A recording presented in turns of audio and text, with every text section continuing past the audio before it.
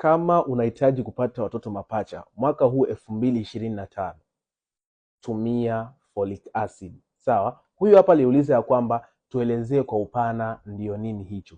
Folic acid ni kati ya dawa ambayo inaweza kukusaidia wewe kupevusha mayai yako mawili. Kawaida mwanamke anapofikisha umri wa miaka 40, maana yake anakuwa ameelekea kwenye menopause.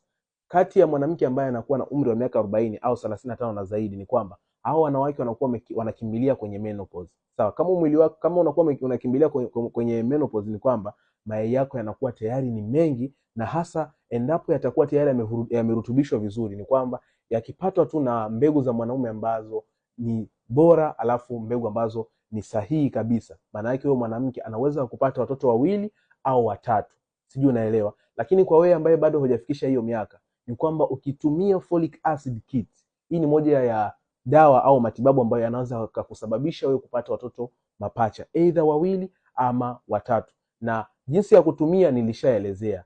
Nilishaelezea namna ya kutumia. Unapotumia clomiphene, unatakiwa kwanza upate muda wa kupumzika, unaelewa? Upate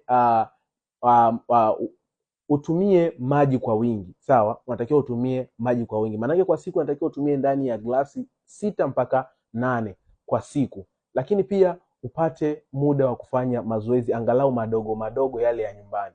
Hii itakusaidia kabisa. Kwa wale ambao mlikuwa mnajiuliza ya kwamba clomiphene mnaitumiaje, na haya ndio majibu yenu ambayo mnatakiwa sasa hayo ndio majibu yenu ambayo mnatakiwa sasa hayo ndio majibu yenu. Sasa hakikisha kama unahitaji watoto mapacha mwaka huu au mwezi wa 5 unataka uwe umebeba au mwezi wa 5 uwe umebeba mimba ya mapacha au ya watoto mapacha, tumia folic acid kits.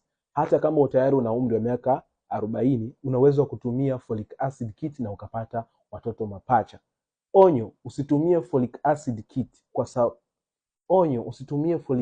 kit kama hauhitaji watoto mapacha, kwa sababu utawapata tu. Wengi wamepata watoto mapacha kwa kuwa wametumia folic acid kit. Sasa kama hujanifollow, hakikisha unanifollow ili uendelee kupata video ambazo ninaendelea kukuletea.